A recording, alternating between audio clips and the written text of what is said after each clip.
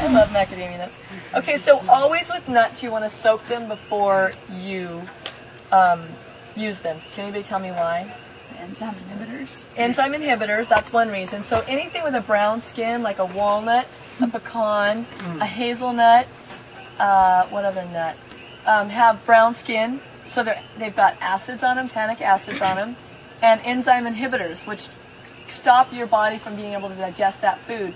The reasons it's on there is it keeps the nut dormant until it gets soaked in water in the ground and turns into a tree. So by soaking it, you're releasing that, helping your body to digest it. It becomes a pre-digested food. And it also thinks it's becoming a tree. So what happens when it thinks it's becoming a tree? It releases all of its information. Its protein content goes up, sometimes up to 10 times. Vitamin E content goes through the roof. Nutrient content goes up. So you're creating this living food suddenly. What's a living food? It's anything that's sprouted. So, or enzyme, you know, like a miso or something like that is a living food because it's so full of enzymes. It's bursting with life. So you create a living food, which your body loves and will digest much easier. Someone had a question. Yes. I have a question. What kind of macadamia nuts do you use? Do you use unsalted or?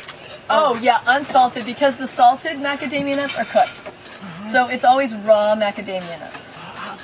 Where can you get raw macadamia? Here in Hawaii, you get them here in bulk bins and most health food stores. You can find them. Yeah. I also want to caution you about macadamia nuts. They can become rancid very easily. Anything high in fat will become rancid, so you want to refrigerate it. Or when you're buying it in the store, make sure you smell it. Now, after you've been raw a while, you'll notice your sense of smell and your palate changes, and what used to not seem rancid, suddenly you can taste it being rancid. Coconut oil, things like that, you want to smell it before you buy it if there's any way to do that. Coconut oil is a big one that you want to make sure that the Spectrum is not a brand that I like to use because it's usually, there's a really strong rancid smell. This rancid smell is also like a bitter smell that you'll smell. Same with macadamia nuts, so smell them before you buy them. David? I've also never seen any Spectrum oils that were not expel pressed, which means that they're cooked.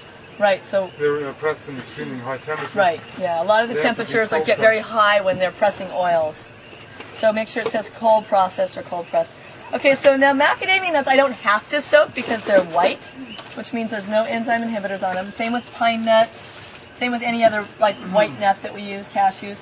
But it is nice to soak them when you're using a blender because it helps it soften up and helps it process easier.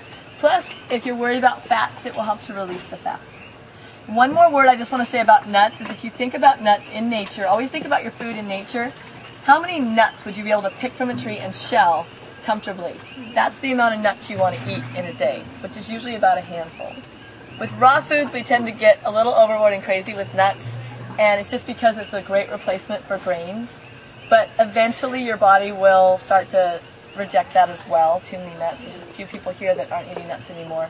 So it's a great substitute, great transitional food, but we do want to limit our nut intake as much as possible.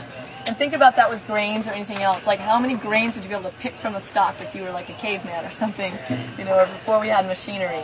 That's how many you want to eat of these things. Bananas, things you can pick from trees, great, eat all you want. You know?